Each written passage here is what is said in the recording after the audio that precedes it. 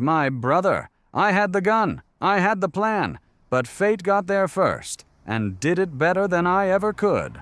Claire and I were married for 24 years. We had kids, a dog, weekend barbecues, and matching gray bathrobes. Everything looked normal until it didn't. For the last 2 years, we were roommates. No hugs, no late-night laughter, just quiet dinners and colder mornings. I thought I could live like that. I thought, maybe that's just what long marriages become. Boring but stable, familiar. Until one night, around midnight, her phone lit up.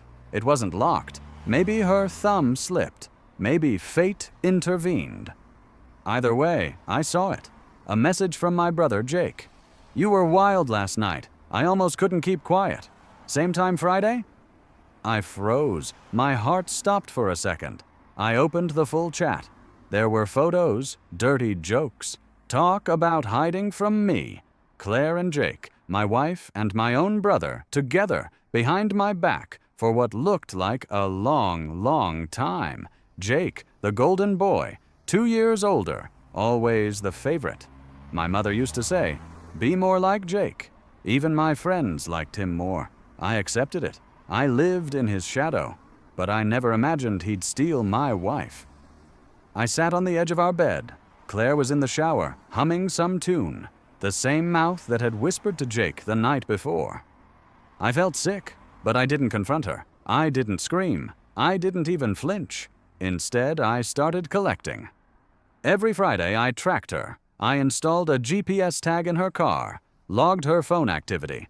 I followed them to the same cheap hotel twice. I filmed her getting in his car, giggling like a teenager.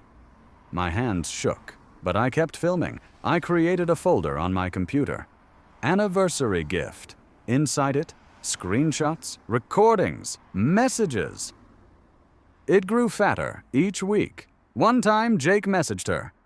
"Do you think he suspects?" She replied, "He's too blind to notice." I wasn't blind, just waiting. I even pretended. I kissed her forehead, cooked dinner, played the perfect husband, all while imagining their faces the moment I raised the gun. Yes, the gun. I bought it from a guy who owed me a favor. No papers, clean barrel, black steel, cold and final. I kept it wrapped in a towel in the garage, buried under old paint cans. Every time I looked at it, I reminded myself, patience. I watched them more than once from afar. One evening, I sat in the car across the street from the hotel, lights off, heart pounding. I watched as they walked out. Claire was laughing at something Jake said. She touched his arm. He kissed her cheek. I gripped the steering wheel so hard my knuckles turned white. My plan was simple. They meet every Friday, and our 25th anniversary fell on a Saturday. Perfect. I would catch them red-handed, walk in, look them in the eyes, and finish it. I imagined the scene so many times. Claire would gasp. Jake would stutter. I'd say nothing, just pull the trigger. Twice, and then silence. I thought about what I'd do afterward. Maybe call the cops. Maybe turn the gun on myself. Or maybe just sit in the hotel room and wait for it all to end. But I didn't care. Nothing mattered anymore. But then, 3 days before the day, I heard the doorbell. I was half asleep, watching an old movie. When I opened the door, 2 officers were there, hats in hand, polite but tense. "Mr. Richards, I'm sorry to inform you. Your wife was in a fatal car accident tonight. Your brother Jacob was driving. He didn't survive either." I didn't feel anything at first. I sat down slowly. My hands rested on my knees. The room was too quiet. "You don't have to do it anymore," a voice in my head said. I almost smiled, but I didn't. Not yet. The cop stayed a few more minutes, asked if I needed someone to sit with me. I shook my head. "No, I'm okay," I said. When they left, I poured a drink, sat in the dark, and then I laughed. I couldn't stop. The kind of laugh that comes after months of bottled-up rage. Not joyful, just released. That night, I slept like a baby. For the first time in nearly a year. The next morning, I went to the morgue. Identifying their bodies felt surreal. Claire's face was pale, lips slightly parted. Jake's skull was fractured. The orderly said, "They likely didn't feel a thing. That truck hit them hard." I nodded. But secretly, I hoped they had one last second. Just one. To realize it was over. To regret. Turns out the driver of the 18-wheeler had been overworked, fell asleep, blew a red light, hit them head on. Their car split in half. No chance. The police told me it was an open and shut case. Nothing suspicious. A tragic accident. I asked to see the wreck. The car was twisted metal. A burned-out shell. On the dashboard, I saw a melted coffee cup I recognized. Claire's. She always brought the same one to work. It was the only thing intact. That night, I went through the folder again. Read every message. Watched every video. Not to torture myself, but to say goodbye. Then I deleted it. Emptied the trash. Closed the laptop. The insurance company called the next day. Claire had 2 policies. One paid off the house. The other left me $500,000. A twisted silver lining. I started renovating the kitchen she always complained about. Repainted the bedroom. Sold the car. Bought a motorcycle. Something I'd always wanted, but she said was too dangerous. At the funeral, I cried. On cue. Held hands. Shook heads. Everyone said I was strong. A good man. They didn't know I had imagined that funeral for months. They didn't know how often I thought about pulling that trigger. How close I came.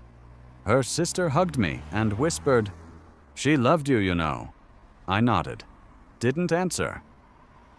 The night after the funeral, I sat on the back porch with a beer and stared at the stars. I wondered if they were up there, together. If there was a heaven, and if so, did it allow cheaters in? I pictured them arguing in the afterlife, Jake blaming Claire, Claire crying. Or maybe they were happy. Maybe the betrayal never mattered to them. Maybe I was the only one who suffered. I didn't know if that made me feel better or worse. I went back inside, made toast at 2 a.m., and opened her favorite book. It still smelled like her, vanilla and ink. I didn't cry. I just turned the pages slowly, not reading a word. I started writing again, journaling. Nothing fancy, just thoughts, fragments, sometimes a sentence a day, sometimes whole pages. I found something in the silence, something human. Pain, yes, but also clarity. I remembered things I'd buried. Our first road trip, the way she laughed in the rain, the night Jake bailed me out of jail when I was 19. Before all this, before betrayal. One evening, I drove out to the old lake, the one Claire loved, the one Jake once called his peace spot. I sat on the hood of my car and watched the water, threw 2 rings into it, hers and mine. They sank fast. Now I didn't have to kill anyone. The universe did it for me. Was it karma? Coincidence? Dumb luck? Doesn't matter. Justice doesn't always wear a badge. Sometimes it drives an 18-wheeler. Sometimes a justice leaves you alive, alone, with time. I started volunteering at a local trauma support group. I didn't tell them everything, just that I'd lost 2 people I loved to betrayal and death. There were others like me, people left behind. We didn't always talk. Sometimes we just sat in silence together. That helped more than I expected. One man had lost his son to gang violence. A woman had survived a home invasion. Another woman, quiet and kind, had been cheated on by her husband and now raised her daughter alone. She never asked what brought me there, just nodded when I said it was complicated. She gave me a pen once, said it helped her write things she couldn't say out loud. I took it and wrote every day. I wrote letters to Claire I'd never send, letters to Jake I'd never finish. I even wrote one to the truck driver. I didn't blame him, but I had to put it somewhere. That letter I buried under a rock at the lake. Life moves on, but memory lingers. It's been nearly a year. I still wake, sometimes thinking I hear the doorbell, that same chime, that same night. I get up, check. Nothing, just the wind. And I go back to bed, alone, grateful, because as twisted as it sounds, I was saved, not by God, not by love, but by fate. Cruel, sudden, ugly fate. And I'll take it, because it gave me back my life. And sometimes, that's justice too.